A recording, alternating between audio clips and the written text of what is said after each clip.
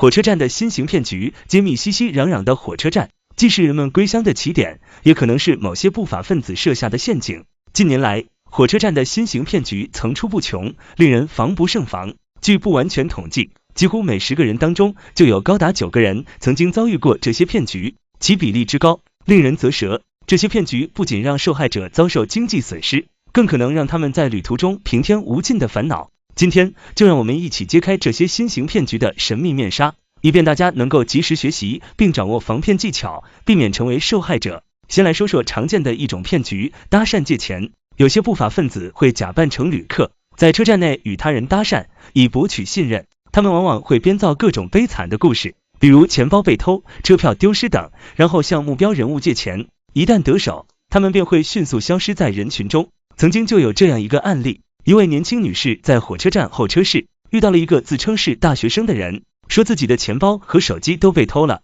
急需钱买票回家。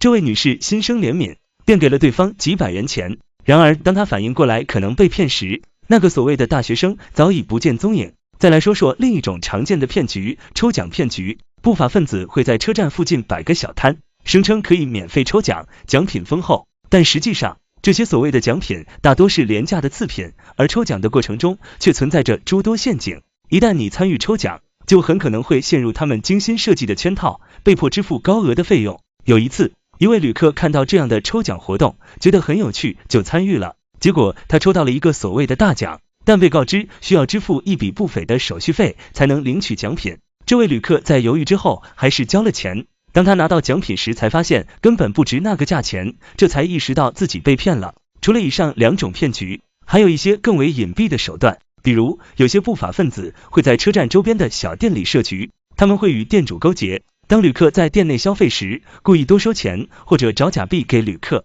这种骗局往往很难察觉，当旅客发现时已经来不及了。曾经有一位旅客在火车站附近的小店买了一瓶水，给了店主50元，店主找给他一堆零钱。这位旅客当时没有仔细数，等他到了其他地方用钱时才发现里面居然有好几张假币。另外，调包骗局也是火车站的一大陷阱，不法分子会故意在旅客面前掉落钱包等物品，然后等旅客捡起时假装回来寻找。他们会以各种理由要求检查旅客的包，在这个过程中趁机将旅客的贵重物品调包。有一个真实的例子，一位老人在火车站候车室看到地上有一个钱包，他好心的捡起来。这时一个男子走过来，声称是他掉的钱包，并要求检查老人的包。老人没有多想就同意了。结果等男子走后，老人才发现自己的手机和钱包都不见了。再来说说一种针对行李的骗局，有些不法分子会趁旅客不注意，将他们的行李偷走或者调换。他们通常会选择那些行李较多或者注意力不集中的旅客下手。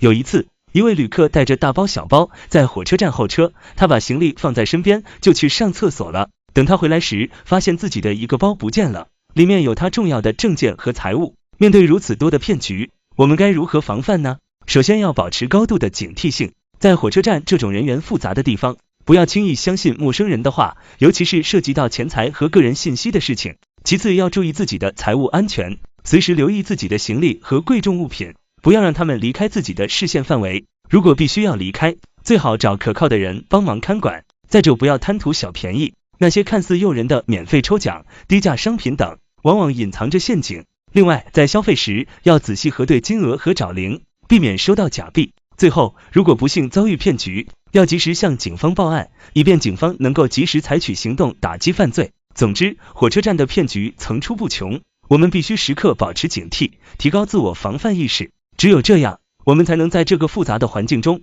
保护好自己的人身和财产安全，避免成为那些不法分子的猎物。让我们共同努力，营造一个安全有序的出行环境。同时也希望大家能够将这些防骗知识传播给身边更多的人，让更多的人受益。